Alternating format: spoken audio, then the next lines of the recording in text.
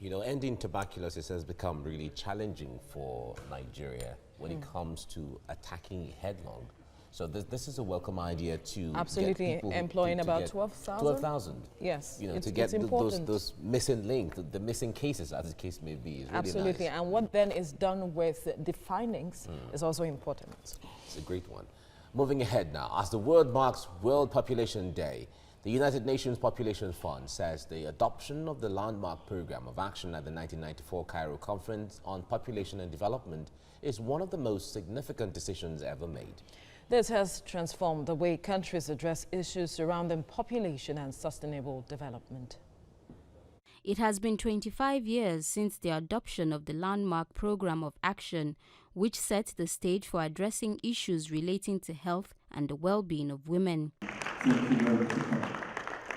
This gathering for members of the diplomatic community and donor partners is simply to recommit Nigeria's stand on the universal access to sexual and reproductive health and rights, which has become the cornerstone of a redesigned population program all over the world. At the conference, the world agreed that population is not just about counting people, but about making people count. ICPD delegates reach a consensus that the quality and empowerment of women is a global priority. We must bear in mind the commitments that hold us accountable on the 1994 ICPD and Program of Action with the mandate of improving relationship between population, development, individual well-being, and the environment. Nigeria approximately accounts for 58,000 maternal deaths yearly, according to the World Health Organization, which translates to a 19% global rate. This Population and Development Growth Conference hopes to ensure that a world is created where no woman dies during childbirth and a world where every woman is empowered to make a decision. In Nigeria, you may wish to know, women's sexual and reproductive autonomy is 51%. As gloomy as most statistics in the report may seem, they represent massive progress in the long history of reproductive health and rights globally. Today, reproductive choices are a reality for women in developing countries. Millions now have control over their own fertility. Total fertility rate is 2.5 worldwide, down from 5. Today's world population is 7.7 billion. It was 7.1 in 2012. Worldwide, more than half of married women are using modern contraception. The push for this gathering is to ensure it provides couples and individuals, especially women, the basic right to decide freely and responsibly the number and spacing of their children and to have the information, education, and the means to do so safely and effectively. Kemi Balogun, TVC News, Abuja. I have joining me Dr. Omosehin Omolasho, head the United Nations Population Fund, Lagos Liaison Office. Thank you for joining us on TVC Breakfast. Thank you for having me. All right, let's start from the aspect of how Nigeria has fared when it comes to health and sexual and reproductive rights for women. Yeah. Well, we have come a long way. We see that some years back, you know, the fertility rate for women used to hover around maybe between 6 and 7 children per woman. But today we've moved down to about between 5 and 6, which is a little progress, but some progress anyway.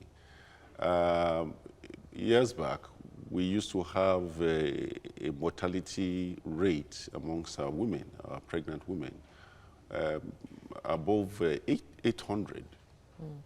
But today, we have moved to between 500 and 600 deaths per 100,000 women. So we've made some progress. The contraceptive rate used to be less than 10%. Today we have moved to about between 16–17%. All right. So really, we've made some progress. Now, then why if we have made some progress, why are we revisiting the ICPD program of action that was established 25 years ago? Well, though we've made progress, we have not made enough progress. We're not able to meet the MDGs, if you recall, and now we have the SDGs. We need to accelerate action. We have realized that our women, our girls, can no longer wait. They have been more or less on the balance for quite a long time. There are so many people who are left behind in this process. So we need to ask ourselves, what is it that we are not doing? What more do we need to do so that we can reach those that have been left behind and make sure that population really works for us and not that we're just counting numbers.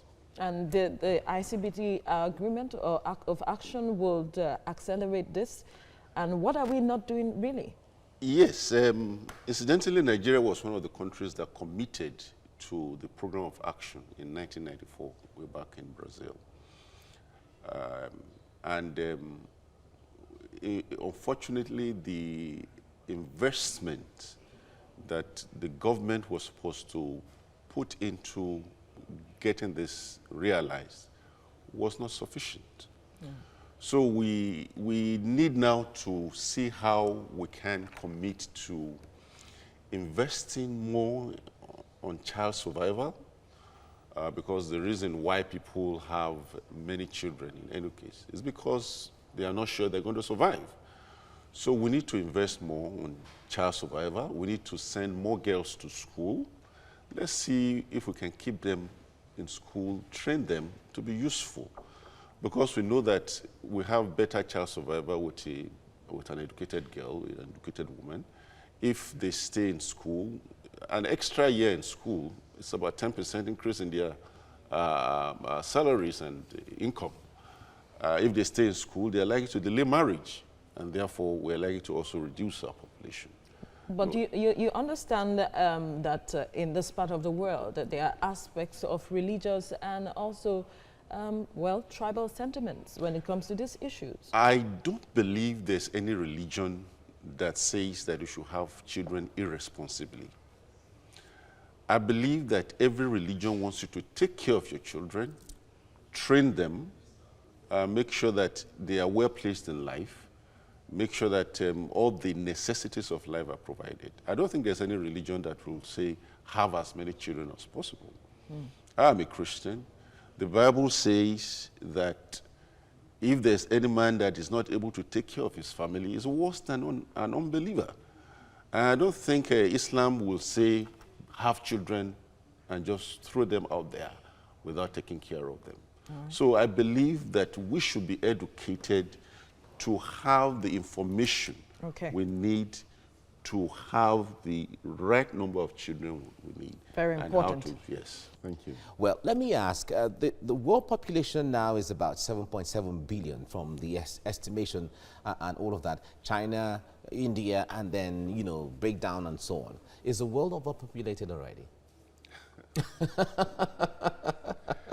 Well, that is difficult to say. Okay. But then we are looking at the trajectory. If we continue at this rate, we are going to have serious issues. Already for Nigeria, we know that we are around about 200 million. And we know that if we continue at the rate at which we're going, by 2050, probably will be one of, the third most populated country in the world. After China and India? Yes. Now, the issue of population really has to do with how do we manage the population. If the resources that we have, both as governments and individuals, does not support our needs, then we will have a problem.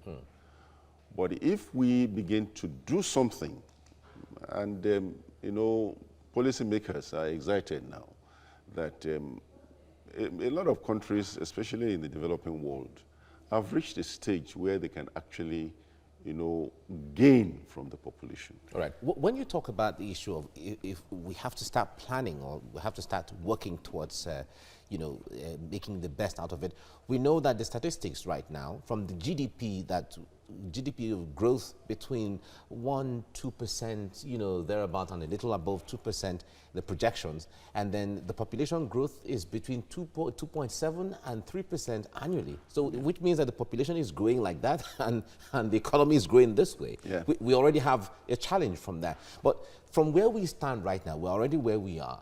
If the government has to start taking that step, what should it be? Where should they start from? Well, let's talk about the population structure. Now, the population structure simply means what is the percentage of the age groups, that we have. Presently in Nigeria, those who are not working, say children below the age of 15, are about 41%. The elderly that are also not working, well, it's a smaller percentage. The working population, what is the gross domestic product? How much do we really bring in? Those that are in the working class, how many of them are working?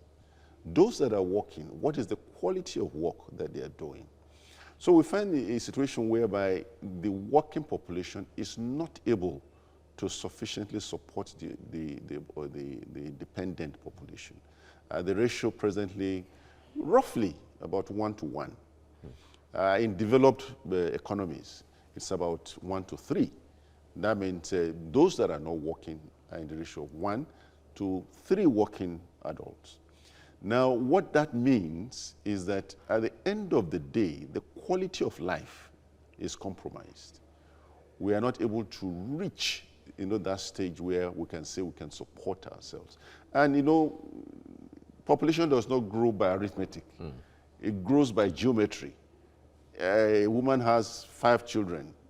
The 5 children gets married, they have 10, 15. 15, 25. And it goes on and on. And it goes on like that. So except we begin to change that structure of the population. How about the issue of orientation? We have issues of ethnicity on one hand, impact of that, the way people have this bond to the fact that ancestors are, relatives, and then religion on the other hand, where people feel that the fulfillment and satisfaction in life is to have, get married and have children and all of that. How are these, variables contributing or compounding the situation? Well, I think experience is the best teacher. Going by the Nigeria of today, we do know that if you continue to think that children is your wealth, then I think you are still in the olden days. We do know that we need to take care of our families. We do know that we need basic things in life, education, good health, and we all need money to do this. So what amount of, what is your output in terms of the salary you earn or the work you do to take care of all these issues? That's why today we are saying, let's make sure that the children survive more so that we don't have reason, to have more children. Let's see that girls go to school. Let's see that family planning commodities are made readily available and people understand the benefits of using family planning. Okay.